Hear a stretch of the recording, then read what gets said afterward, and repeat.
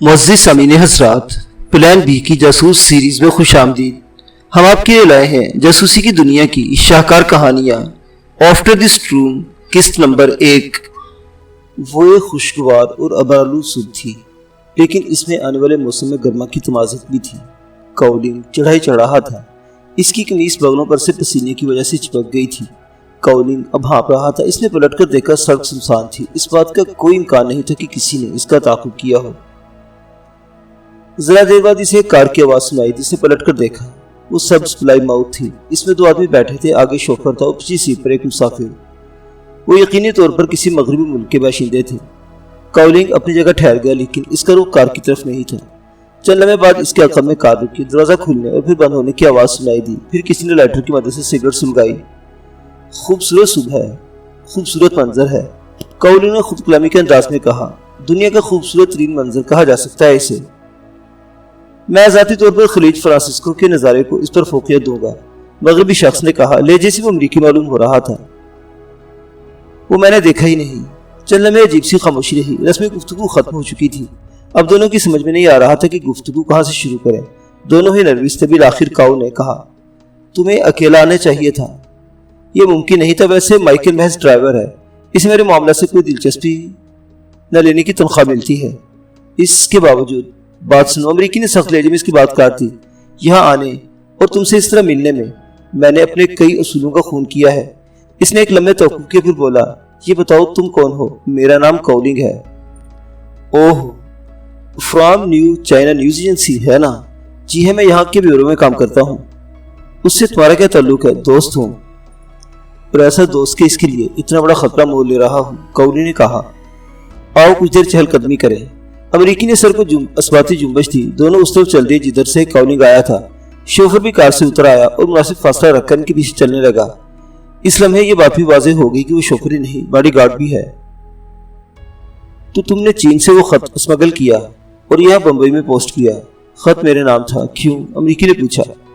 इसलिए कि तुम्हें जानता, तुम पर एतबार करता है, वो तुम्हारे हवाले से ताल्लुक कायम करना चाहता है, लेकिन ये ज़ाब्तों के खिलाफ होगा। वैसे इसे कैसे पता चला कि मैं आजकल यहाँ हूँ? वो पार्टी की सेंट्रल कमेटी का रुकन भी है। इंटेलिजेंस की भी रिपोर्टें इसके नज़रों से गुजरती हैं। तो मेरा ख्याल है तुम्हारी यहाँ मौजूदगी हमारे सीक्रेट सर्विस की नज़रों से ओझल नहीं हो सकती। इस खत का तज्जिया किया गया है। हमारी फाइल में इसकी तहरीर का नमूना मौजूद है। खत इसी की तहरीर है। ताहम तुम जानते हो कि हमारे लिए ऐसे मामलों पर यकीन करना किस कदर दुश्वार होता है। पहले तुम्हें यह देखना होता है कि मामला जाली तो नहीं और असली है। तो खत जबरदस्ती तो नहीं लिखवाया गया। खत इसने मेरे सामने लिखा था, काउलिंग ने सादगी से कहा। अमरीकी ने सर को तफहीमी जुम्बश देते हुए सिलसिला कलाम जारी रखा। फिर हमें मुहर्रिकात पर गौर करना होता है, इस शख्स को भी और दूसरों को भी। सबसे बड़ा सवाल है क्यों? जिस शख्स ने तुम्हारे जरिए हमें पैगाम भेजा है वो अपनी फील्ड में तुम्हारे मुल्क का नंबर 1 आदमी है। वो पार्टी की सेंट्रल कमेटी का रुकन भी है और वो अपना मुल्क छोड़कर हमारे यहाँ आना चाहता है। क्यों मिस्टर काउ, क्यों? वो एक जमाने में तुम्हारे मुल्क में रह चुका है। एक वजह यह भी है, काउलिंग ने कहा। वहां से भी खारती ने इसे निकाल बाही किया था। वो नहीं समझता कि अब अमरीका में इसके साथ ऐसा होगा, और इसे याद है कि इस वक्त तुमने इसके साथ हमदर्दी की थी। तुमने इसे रोकने की कोशिश की थी, समझाया था कि जल्दी हालात बेहतर हो जाएंगे। इसे आज तक ये बात याद है और तुम इस पर सराहता भी है। इस मशवरे में मेरी खुदगर्जी का दखल था। मैं चाहता था वो चीनियों के बजाय अमरीकियों के लिए मजाइल बनाए। बहरहाल वो अजीब मुश्किल में है।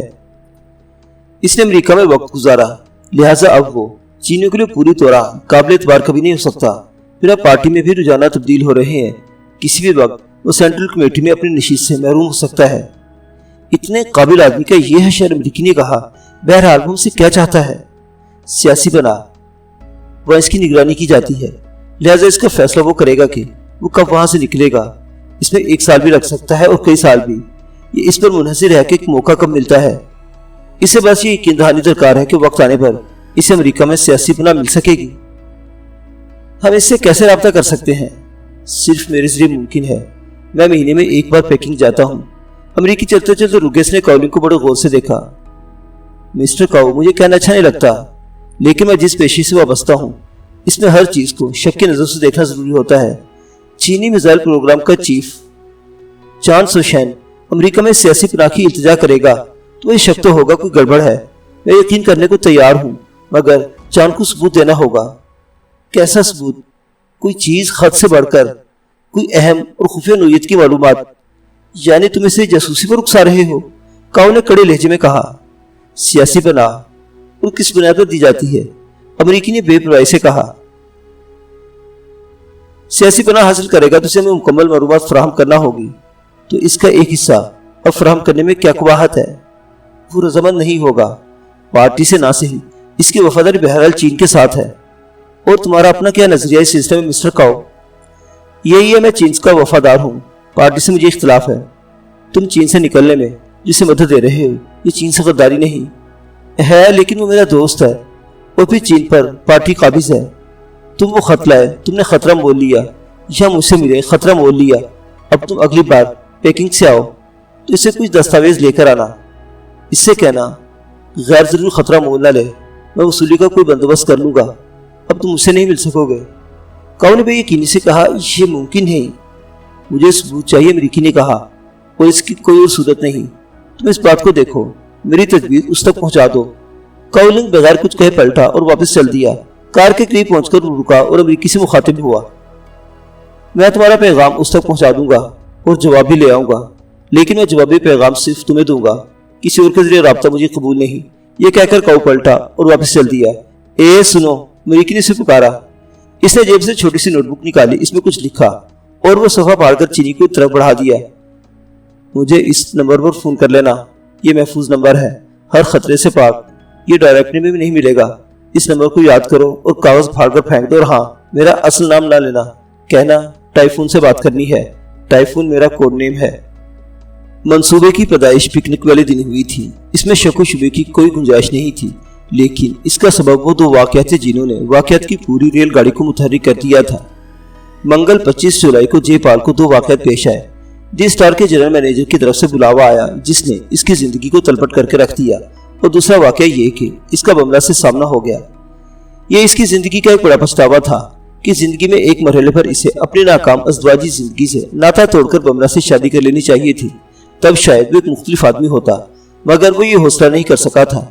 اس بات کا کوئی امکان نہیں تھا کہ اب آئندہ کبھی ان دونوں کا سامنا ہوگا، لیکن قسمت کے سامنے کس کی چلتی ہے۔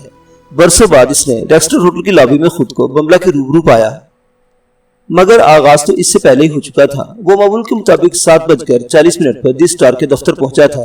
دی اسٹار بہت پرانا اخبار تھا، مگر اب دم توڑ رہا تھا اور اسے بند ہونے سے بچانے کی سرتور کوششیں کی جا رہی تھی، سٹاف کی چھانٹی کی جا رہی تھی۔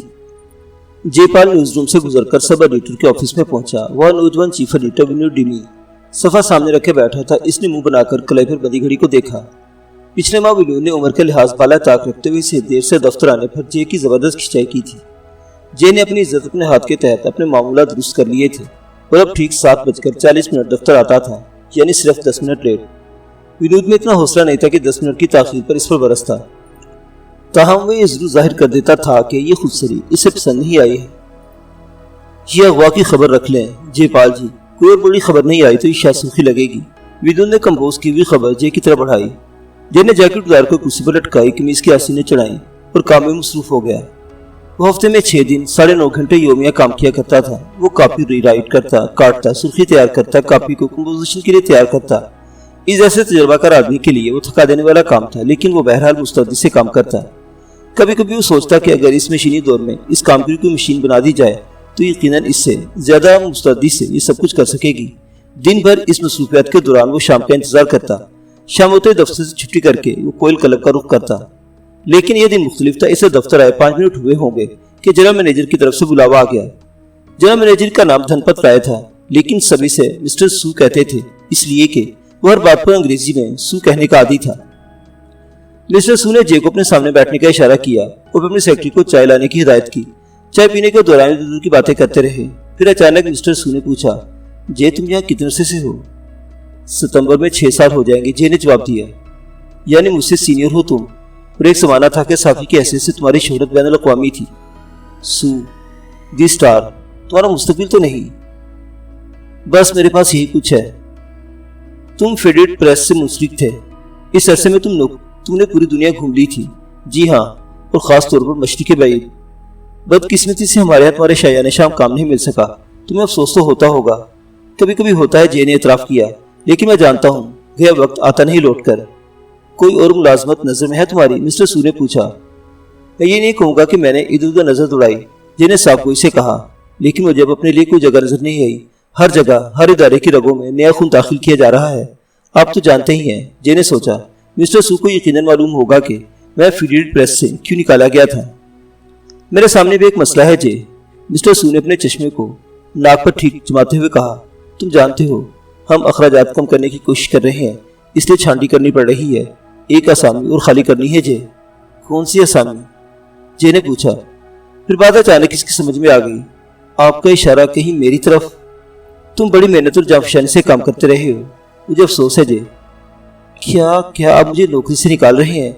نہیں، سوال ہی پیدا نہیں ہوتا۔ مجبوری میں ایسا کیا جا رہا ہے۔ تم خود رضاکارانہ طور پر استعفیٰ دو گے، تمہیں کون نکال سکتا ہے؟ اور اگر میں اچھا رضاکار ثابت نہ ہوں تو مجبوری ہے۔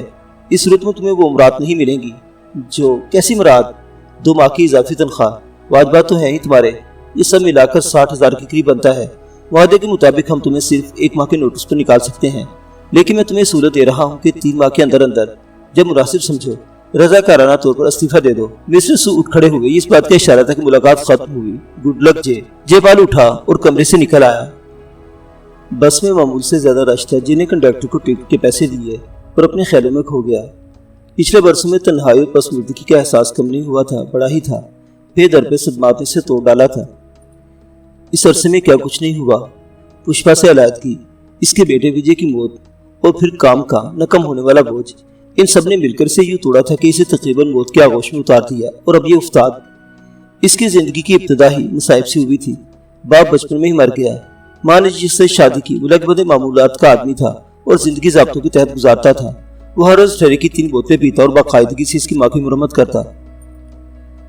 جیسے تیسے اس کی تعلیم چلتی رہی۔ 17 سال کی عمر میں وہ گھر سے بھاگ کھڑا ہوا۔ اتفاق سے پہلی ملازمت اسے اخبار کے دفتر میں ملی، چپراسی کی ملازمت، مگر وہاں اس کے چھپے ہوئے جوہر سامنے آ گئے، اس لیے کہ امتیاز صاحب جیسا جوہر شناس اسے وہاں میسر آ گیا۔ امتیاز صاحب اخبار کے ایڈیٹر تھے، بہت اچھے رپورٹر بھی رہے تھے۔ ان کی تربیت نے اسے تراش خراش کے آبدار ہیرا بنا دیا۔ پھر اسے پشپا ملی، دونوں میں محبت ہوئی، پھر شادی ہو گئی۔ پشپا بڑے گھر کی بیٹی تھی، اس کا باپ سول سروس میں تھا، بڑا افسر تھا۔ جے کا وہ اپنا عرصہ عروج پر تھا۔ 1 سال بعد اس کے ہاں بیٹا پیدا ہوا، وجے، مگر جے کے کیریئر نے اس کے ازواجی زندگی میں دراڑیں ڈال دی۔ یہ وہ عرصہ تھا جب وہ فیڈریڈ پریس سے منسلک تھا اور بین الاقوامی صحافی کی حیثیت سے اس کی ساکھ بن رہی تھی، لیکن اسے دنیا بھر میں شہر شہر مارے مارے پھرنا پڑتا۔ پشپا کو یہ گوارا نہیں تھا۔ وہ بھرپور سوشل زندگی گزار کر آئی تھی۔ دونوں کے درمیان دوریاں بڑھتی گئیں۔ بالآخر پشپا وجے کو لے کر اپنے باپ کے گھر دہلی چلی گئی۔ یہ وہ عرصہ تھا جب وہ بملا سے ملا، وہ بھی صحافی تھی، اس کا تعلق کلکتہ سے تھا۔ وہ آزاد خیال گھرانے سے تعلق رکھتی تھی۔ دونوں کے درمیان تعلقات قائم ہوئے اور 2 سال تک چلتے رہے۔ بملا چٹرجی کو امید تھی کہ ایک دن جے اپنی بے ثمر ازواجی زندگی سے پیچھا چھڑا کے اس سے شادی کر لے گا، مگر جے میں اتنا حوصلہ نہیں تھا کہ پہلی محبت کی آرتی پھونک کر اس کی راکھ اڑاتا۔ سن 71 کی پاک بھارت جنگ اور بنگلہ دیش کے قیام میں آنے کے عرصے میں اس کی رپورٹنگ نے اس کی بین الاقوامی ساکھ بنا دی، لیکن وہ قومی سطح پر بدنام ہو گیا۔ کچھ لوگ اسے سرخا کہتے، کچھ کے نزدیک وہ پاکستانی ایجنٹ تھا، حالانکہ اس عرصے میں اس نے جو تجزیہ کیا آنے والے برسوں میں 100% درست ثابت ہوا۔ اس کا کہنا تھا کہ بھارت نے پاکستان کے اندر توڑ پھوڑ میں فعال کردار ادا کر کے اچھا نہیں کیا، بلکہ اپنے اندر ٹوٹ پھوٹ کی راہ ہموار کر لی۔ اس نے لکھا کہ بھارت میں علیحدگی کی انگن تحریکیں پہلے ہی موجود ہیں، مشرقی پاکستان کی علیحدگی سے تقویت پہنچے گی۔ دوسرا تجزیہ اس نے یہ کیا کہ بھارت یہ خیال کہ بنگلہ دیش اس کے زیر سایہ خوش رہے گا غلط ہے۔ آزادی کا نشہ اترے گا تو بنگالیوں میں بھارت سے شدید نفرت کا احساس ابھرے گا، وہ خود کو پھر پاکستان سے قریب تر محسوس کریں گے۔ بھارت کے ہاتھ کچھ نہیں آئے گا، پٹسن بھی نہیں۔ بھارت میں اس کے تجزیے کو جانب دارانہ رپورٹنگ قرار دیا گیا، لیکن بین الاقوامی پریس میں سے بہت سراہا گیا، وہاں اس کی ساکھ بن گئی۔ بھارت اور مشرقی پاکستان میں موجود CIA اور KGB کے ایجنٹ یکساں طور پر اسے ناپسند کرنے لگے۔ محکمہ خارجہ کی طرف سے اسے وارننگ دی گئی کہ وہ جانب دارانہ رپورٹنگ ترک کر دے۔ اس کا سادہ سا جواب تھا، جو بو گے وہ کاٹو گے، اور کیا بو رہے ہو یہ بتانا میرا فرض ہے۔ یہ وہ عرصہ تھا جب وہ 18 گھنٹے یومیہ کام کر رہا تھا، شراب اور مسکن دواؤں سے اس کا کام چل رہا تھا، اس کے اعصاب جواب دے رہے تھے۔ پھر افغانستان میں روسی مداخلت نے اسے مصروف رکھا، فرصت اسے میسر ہی نہیں تھی۔ پھر دہلی سے اسے وہ ٹیلی گرام ملا جس نے اسے توڑ کر رکھ دیا۔ وہ بس سے اترا کوئل کلب کی طرف چل دیا۔ وہ صحافیوں کا پسندیدہ کلب تھا اور زیادہ مہنگا نہیں تھا۔ شام کے وقت وہاں غیر ملکی صحافیوں کو ہجوم رہتا تھا۔ وہاں مشروبات نہ صرف سستے تھے بلکہ ادار کھاتا بھی چلتا تھا۔ جے کے لیے پہلی تاریخ ہمیشہ ناخوشگوار ہوتی تھی۔ اس روز کلب کا مینیجر اس کے دستخط کی ہوئی ادار کی پرچیوں کا انبار اس کے سامنے لا رکھتا تھا۔ بہرکیف کلب کا صافیانہ ماحول اسے پسند تھا۔ کچھ یوں بھی کہ اپنے فلیٹ کی تنہائی سے خوف آتا تھا۔ وہ زیادہ سے زیادہ وقت کلب میں گزارنا چاہتا تھا۔ کوئل کلب بنیادی طور پر صحافیوں کے لیے قائم کیا گیا تھا، لیکن اس کی ممبر شپ کو صرف صحافیوں تک محدود رکھنا بھی ناممکن تھا۔ لہٰذا کاروباری افراد اور سرکاری ملازمین بھی خاصی تعداد میں کلب کے ممبر تھے۔ جے بار میں پہنچا تو اسے سعادت وہیں کھڑا نظر آیا۔ کیا حال ہے جے؟ سعادت نے چاہ کر پوچھا۔ کوئی تازہ خبر؟ کوئی گرما گرم خبر نہیں، جے نے جواب دیا۔ یہ تو تم ہمیشہ سے ہی کہتے ہو، اسکاچ منگاؤں تمہارے لیے؟ اے بے حس و حرکت، سعادت نے کاؤنٹر پر ہاتھ مارتے ہوئے آواز دی۔ بے حس و حرکت کلب کے 30 سال پرانے بارمین کی الفیت تھی۔ وہ اس قدر سوچ تھا کہ واقعتاً بے حس و حرکت معلوم ہوتا تھا۔ دوسرا بارمین نہ ہوتا تو کلب کا نظام میں عمل معطل ہو گیا ہوتا، اس لیے کلب کے ممبر اسے بے حس و حرکت کے نام سے پکارتے تھے۔ اے بے حس و حرکت، جے صاحب کو اسکاچ سوڈا لاؤ اور میرے لیے مینگو سکواش، سعادت نے آواز لگائی۔ وہ کشمیری مسلمان تھا اور شراب کو ہاتھ نہیں لگاتا تھا، لیکن دوسروں کو پلانے میں اسے کوئی آر نہیں تھا۔ پنجاب میں سرمایہ کاری کے ایک سکینڈل میں ملوث رہا تھا جہاں بہت سے لوگوں کی رقمیں ڈوب گئی تھی، مگر وہ جوڑ توڑ والا آدمی تھا۔ کہا جاتا تھا کہ پنجاب کے وزیر اعلیٰ سے اس کے ذاتی تعلقات تھے، جس کی وجہ سے وہ بچ نکلا تھا۔ اب بمبئی میں اس کا فرنیچر کا کاروبار تھا جو خاصا کامیاب تھا۔ اس کے پاس ایک کشمیری نقاش بھی تھا جو اخروٹ کے فرنیچر پر نقاشی کا کام بڑا نفیس کرتا تھا۔ سعادت حسین میں بڑے تضادات تھے۔ ایک طرف وہ بڑبولا تھا تو دوسری طرف منسکل المزاج، ایک طرف وہ خوش مزاج تھا تو دوسری طرف ذرا سی بات پر پریشان ہو جانے والا۔ ایک لحاظ سے کہا جا سکتا تھا کہ جے اور سعادت دوست ہیں، اس لیے کہ کلب میں جے واحد شخص تھا جس کا سعادت سے کبھی جھگڑا نہیں ہوا تھا، ورنہ کسی کا سعادت سے ذرا سا اختلاف ہوتا اور ذرا دیر بعد سعادت اس سے جھگڑتا نظر آتا، مگر جے نے اس سے کبھی اختلاف کیا ہی نہیں تھا۔ کوئی 15 منٹ میں بے حس و حرکت ان کے لیے مشروبات لے آیا۔ سعادت نے ادار کی پرچی پر دستخط کر دیے، پھر سے جے کی کونی کے نیچے دبے رجسٹر کا تازہ شمارہ کھولا اور یہ اغوا کی خبر وہ بولا۔ اور اس کے پس پردہ حقیقت کیا ہے؟ اغوا؟ جے نے غائب دماغی سے دہرایا۔ ہاں، وہی کشمیر والا قصہ۔ سعادت نے کہا، میں دعوت سے کہتا ہوں کہ اگر کشمیر کا وزیر اعلیٰ شیخ اس میں ملوث ہے تو یہ ڈرامہ ہے۔ جے کو کچھ یاد نہیں تھا، وہ خبریں لگا کر بھول جانے کا عادی ہو گیا تھا۔ اس نے ذہن پر زور دیا اور تو اسے یاد آ گیا۔ کشمیری حریت پسندوں نے ایک ہندو سرمایہ دار کو اغوا کر لیا تھا۔ انہوں نے نہ صرف بھاری تاوان طلب کیا تھا بلکہ لبریشن فرنٹ کے چند حریت پسندوں کی رہائی کا مطالبہ بھی کیا تھا جو جیلوں میں تھے۔ تم شیخ کی بات کر رہے؟ جے نے کہنا چاہا۔ خبر میں اس کا تذکرہ نہیں، لیکن کشمیر میں بہت کچھ اس کے اشارے پر ہوتا ہے اور کشمیر لبریشن فرنٹ پر تھوپ دیا جاتا ہے۔ میں شیخ سے خوب واقف ہوں۔ وہ جانتا ہے کہ اس کے اقتدار کے دن تھوڑے ہیں۔ کشمیر میں صورتحال قابو سے باہر ہونے لگی تو گورنر راج نافذ کر دیا جائے گا، لہٰذا وہ کم سے کم وقت میں زیادہ سے زیادہ کما لینا چاہتا ہے۔ اس نے بھارت کو خوش کرنے کے لیے کشمیریوں پر بڑا ظلم ڈھایا ہے۔ میرا تو وہ قریبی دوست رہا ہے۔ سب چلتا ہے، جے نے بے پرواہی سے کہا۔ سعادت حسین اپنی کہتا رہا، لیکن جے کا دھیان کہیں اور تھا۔ وہ سوچ رہا تھا کہ سعادت کو اپنے مستقبل قریب کی بے روزگاری کے بارے میں کچھ نہ بتائے۔ اس نے دفتر میں بھی یہ بات کسی کو نہیں بتائی تھی، لیکن وہ جانتا تھا کہ یہ خبر زیادہ دیر چھپی نہیں رہنے والی خبر، اور وہ بھی اخبار کے دفتر کی، اور اب اسے دوسری ملازمت کی تلاش شروع کر دینی چاہیے۔ 60,000 روپے کی رقم ایسی نہیں ہوتی کہ زیادہ دن چلے، اس نے سوچا۔ مارننگ پوسٹ کے ایڈیٹر سے بات۔ وہ بری طرح چونکا۔ سعادت اس سے کچھ پوچھ رہا تھا۔ سوری، میں سمجھا نہیں۔ وہ معذرت خواہانہ لہجے میں بڑبڑایا۔ میں کہہ رہا ہوں یہ کام ہم لوگ بھی کر سکتے ہیں، سعادت بولا۔ کون سا کام؟ ارے یہی اغوا برائے تاوان۔ کسی بھی لبریشن فرنٹ کے نام پر کسی موٹی سی مرغی کو پکڑ لو، اس کے بدلے 1 کروڑ روپے اس کی فیملی سے لے لو، حکومت سے جہاز طلب کرو اور الجزائر یا لیبیا بھاگ چلو، ہو گئے وارے نیارے۔ تم نے کتنا آسان کام بنا دیا اسے، جے نے چڑ کر کہا۔ یہ ہے ہی آسان، اور سیاسی ٹچ اسے جائز بھی بنا دیتی ہے۔ جی بابو، تھوڑی سی سیاست بیچ میں ڈال دو تو ہر حکومت مذاکرات میں مجبور ہو جاتی ہے، اور مذاکرات کی نوبت آ گئی تو سمجھ لو آدھی جنگ جیت لی تم نے۔ تمہیں اغوا میں اتنی دلچسپی کیوں ہے؟ یہ میرا خواب ہے، میری تفریح ہے۔ میں اغوا کی ایک صاف ستھری اور بے داغ واردات کرنا چاہتا ہوں۔ خواب دیکھنا تو ہر شخص کا بنیادی حق ہے۔ ارے تمہارا جام خالی ہو گیا۔ اے بے حس و حرکت، اس بار میری طرف سے ہوگا، جے نے کہا، اور پھر جلدی سے موضوع بدلا۔ تمہاری موٹر بوٹ کیسی چل رہی ہے؟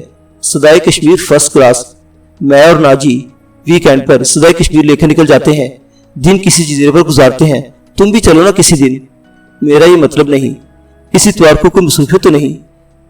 نہیں، لیکن بس پھر اتوار کو ہمارے ساتھ چلو، ہم تمہیں 10 بجے تمہارے فلیٹ سے لے لیں گے۔ اوکے، ٹھیک ٹھیک ہے حسین، شکریہ۔ جے نے سوچا ایک دن کی تنہائی سے تو نجات ملی۔ ذرا دیر بعد جے کلب سے نکل آیا۔ گھر تک 25 منٹ کا راستہ تھا جو پیدل ہی طے کرتا تھا۔ کچھ دور جا کر اسے احساس ہوا کہ اسے حاجت محسوس ہو رہی ہے۔ اسے سڑک پار کی اور ایکسٹرا ہوٹل کی لابی میں داخل ہو گیا۔ وہ ٹوائلٹ سے واپس آیا تو اسے بملہ نظر آئی۔ وہ ماربل کے ستون سے ٹکی کھڑی داخلی دروازے کو دیکھ رہی تھی۔ اسے دیکھ کر جے کو جو پہلا احساس ہوا وہ حیرت کا نہیں بلکہ بملہ میں تبدیلی کا تھا، اور وہ تبدیلی جسمانی ہی، اندر کی کوئی تبدیلی تھی۔ وہ اب بھی ویسی ہی دبلی پتلی اور خوبصورت تھی۔ لمبے سیاہ بال، تیکھی نکوش، گہری سی آنکھیں۔ تبدیلی اس کے چہرے کے تاثر میں تھی۔ شوخی کی جگہ سنجیدگی اور بیزاری نے لے لی تھی۔ وہ ساکت کھڑا اسے دیکھتا رہا۔ اس کی سمجھ میں نہیں آ رہا تھا کہ اس سے ملے یا نہیں۔ ایک ٹوٹا ہوا اذیت ناک تعلق دوبارہ جوڑنا اس پر فیصلے کا بوجھ نہیں پڑا۔ اسی لمحے بملہ نے سر گھما کر اس کی طرف دیکھا۔ دونوں کی نظریں ملی۔ بملہ کے چہرے پر زلزلے کا تاثر ابھرا۔ وہ اس کی طرف بڑھی۔ جے تم؟ بملہ میں بھی حیران ہوں تمہاری طرح۔ تم یہاں کیا کر رہے ہو؟ آج کل یہی ہوں میں، ٹیکسٹر میں نہیں، بمبئی میں۔ بملہ مسکرا رہی تھی۔ ہم بھی آج کل یہی ہیں۔ اچھی لگ رہی ہو۔ شکریہ۔ وہ اس کے الفاظ دہرانا چاہ رہی تھی لیکن جھوٹ بولنا اس کے لیے کچھ آسان نہیں رہا تھا۔ وہ دیکھ چکی تھی کہ وقت اسے روکتا ہوا گزرا ہے۔ 6 ماہ پہلے میرے شوہر کا تبادلہ یہاں ہوا تھا۔ وہ بولی، جے تمہیں معلوم ہے نا، میں نے اس سے شادی کر لی تھی۔ تم نے خط لکھ کر مجھے بتایا تھا۔ جے نے کہا۔ اسے یاد ہے اس نے خط کا جواب نہیں دیا تھا۔ ہاں، اس روز اس نے خوب پی تھی۔ پھر اسے لگا جیسے وہ اسے نفرت کرنے لگا ہو۔ اس کے بعد وہ جب بھی نشے میں ہوتا اسے خود پر ترس آتا تو بملہ سے نفرت محسوس ہوتی تھی۔ میری یہاں اس سے ملاقات طے ہے، بملہ نے اسے معنی نظروں سے دیکھتے ہوئے کہا۔ وہ 20 منٹ لیٹ ہو چکا ہے۔ اس نے گھڑی میں وقت دیکھا۔ اس نے مجھے بلو مون میں ڈنر کرانے کا وعدہ کیا تھا۔ اب یہ نہیں معلوم کہ اس کے دفتر سے جان چھوٹتی ہے یا نہیں۔ وہ اب بھی وہی کام کر رہا ہے۔ سرخ چین کی آنکھوں میں دھول جھونکنے کا، مشرق کو امریکی جمہوریت پڑھانے کا، جے نے تلخی سے پوچھا۔ بملہ کی آنکھوں میں خطرناک چمک سی لہرائی مگر فوراً ہی بجھ گئی۔ ہاں، وہ اب بھی امریکی حکومت کے لیے کام کرتا ہے۔ وہ بولی، سوری، میں اب بھی ویسا ہی دل ککڑا ہوں۔ چلو تمہیں کچھ پلا دوں۔ وہ کچھ عجیب سی ہو گئی، جیسے پچھلی قربتیں یاد آ گئی ہوں۔ بالآخر اس نے کہا، کیوں نہیں، مجھے ہوٹلوں میں اکیلے بیٹھنا، انتظار کرنا کبھی اچھا نہیں لگا۔ وہ دونوں بار میں چلے گئے۔ کاؤنٹر پر بیٹھنے کے بعد جے نے بملہ کے مشورے سے آرڈر دیا اور خود کو یاد دلایا کہ یہ کوئی کلب نہیں، ریکسٹر ہوٹل ہے۔ یہاں تو ایک جام بھی کھال اتر جائے گی۔ شادی کے بعد پہلے 2 سال میں ہم واشنگٹن میں رہے۔ بملہ بتا رہی تھی، مجھے اس عرصے سے نفرت ہے۔ پھر 2 سال تل ابیب میں گزرے، پھر بنکاک میں رہے۔ وہ عرصہ کچھ بہتر تھا اور اب یہاں 6 ماہ ہو گئے ہیں۔ یہ بہرحال میرا وطن ہے۔ یہاں کیسی گزر رہی ہے؟ بہت خراب۔ یہاں وہ مصروف بہت ہے۔ رہتی کہاں ہو؟ پونا والے صاحب ایک اپارٹ کمپلیکس ہے جو امریکہ کے اسٹیٹ ڈپارٹمنٹ کے قبضے میں ہے، کواری ہلز، وہاں رہتی ہوں۔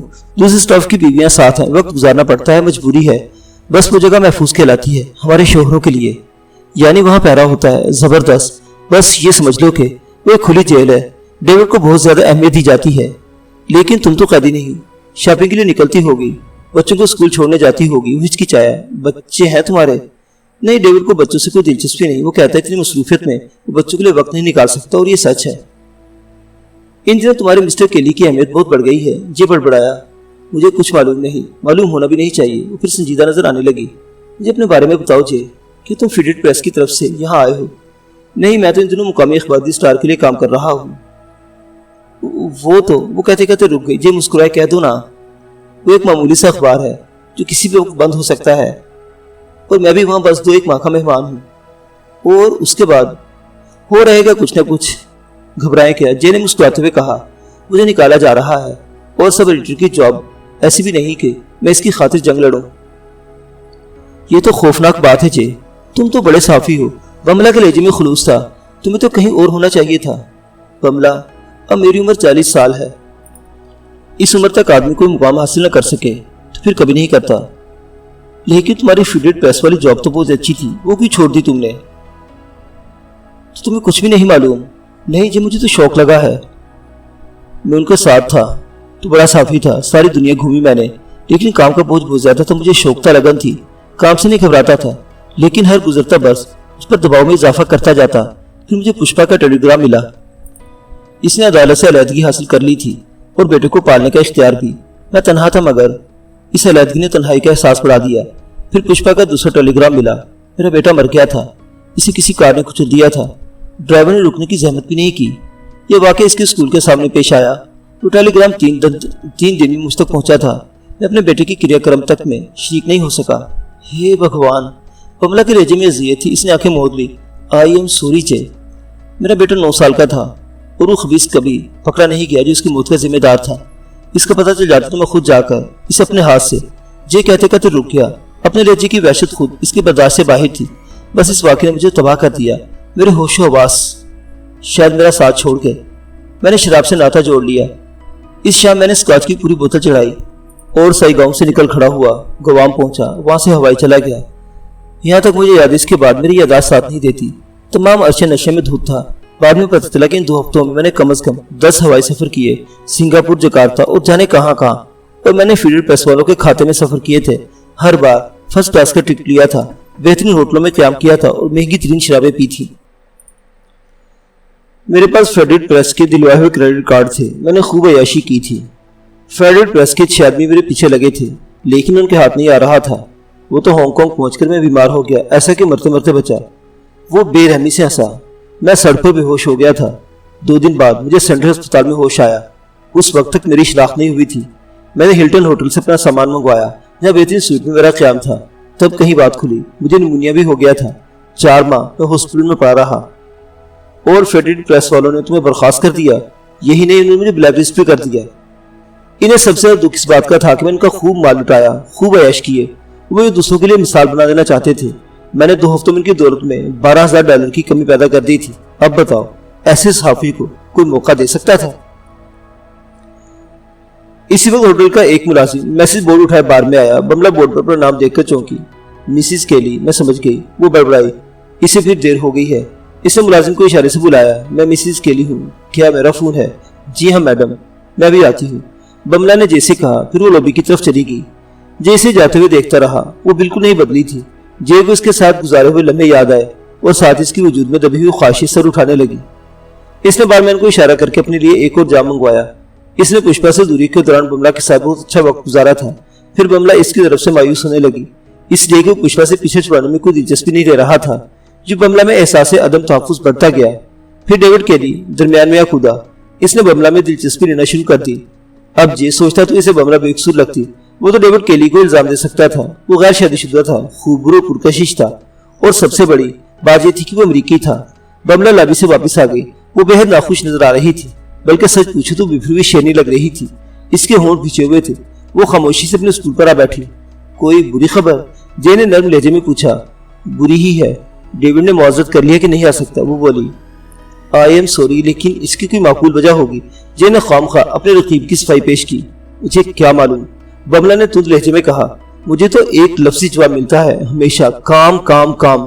ہمیشہ یہی ہوتا ہے، گھر پر کوئی دعوت ہو یا ہمیں کہیں جانا ہو، ایک ہی انجام ہوتا ہے۔ میں یاد نہیں دلانا چاہتا، لیکن یہ حقیقت ہے کہ میں نے تمہیں پہلے ہی خبردار کر دیا تھا۔ جے نے کہا۔ میں نے تمہیں بتا دیا تھا کہ وہ کوئی عام سفارتکار نہیں، در حقیقت CIA کا نمبر 1 ایجنٹ ہے ایشیا میں۔ اس کا کام اتنا اہم ہے کہ میں شکایت بھی نہیں کر سکتی۔ تمہارے لیے کیا اہم ہے اس کا کام؟ وہ امریکی ایجنٹ ہے، بھارتی نہیں۔ شٹ اپ جے، بملا نے سخت لہجے میں کہا۔ مجھے یاد ہے تمہاری بیوی کو بھی تم سے یہی شکایت تھی۔ ٹھیک کہتی ہو، جے کی نظریں جھک گئیں۔ پہلی بار وہ پشپا کے لیے متاثر ہوا، لیکن بملا، پشپا کو معلوم ہوتا تھا کہ میں کہاں اور کس سلسلے میں مصروف ہوں۔ میرا کام اگلی صبح اخبار میں سامنے آ جاتا تھا۔ تم اپنی کہو، تم اندھیرے میں رہتی ہو، تمہیں تو کچھ بھی معلوم نہیں ہوتا۔ اس بار بملا کچھ بھی نہ کہہ سکی۔ اس نے خاموشی سے اپنا جام خالی کر دیا۔ اور پیو گی؟ جے نے پوچھا۔ نہیں، اب مجھے گھر واپس جانا ہے۔ اگر میں تمہیں ڈنر کی دعوت دوں تو؟ بملا ہنسنے لگی۔ تمہارا بہت شکریہ، مگر اب میرا موڈ نہیں رہا۔ چلو پھر صحیح، اگلے ہفتے کے بارے میں کیا خیال ہے؟ بملا نے اسے بہت غور سے دیکھا۔ تم بھول رہے ہو کہ میں شادی شدہ ہوں؟ جے شرمندہ ہو گیا۔ مجھے نہیں معلوم تھا کہ میرا اندازہ اتنا خراب ہے، سوری۔ میں تو بس ایک پرانے دوست کی حیثیت سے۔ سنو، اگلے ہفتے تم ڈیوڈ کے ساتھ آؤ، ڈنر میرے ساتھ کرو۔ ڈیوڈ کو اچھا نہیں لگے گا، اول تو وہ وقت ہی نہیں نکال سکے گا۔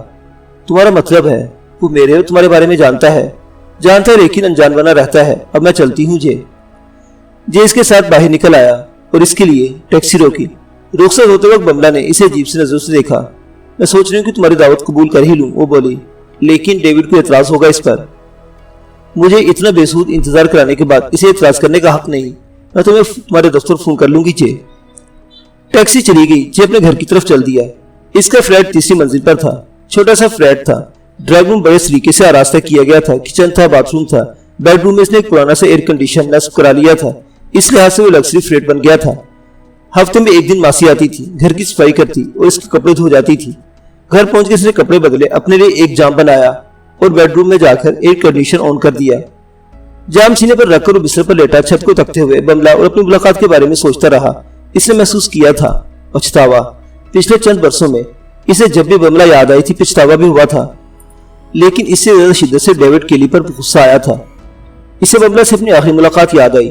وہ ویتنام میں ایک ہفتہ گزار کر آیا تھا۔ جب بملہ نے اسے بتایا کہ اس دوران وہ ایک امریکی سفارتکار سے ملتی رہی ہے اور سب سے بڑی بات یہ کہ سفارتکار اس سے شادی کرنا چاہتا ہے۔ تم جانتے ہو کہ میں بھی تم سے شادی کرنا چاہتا ہوں۔ جے نے بے حد سرد لہجے میں سے یاد دلایا تھا۔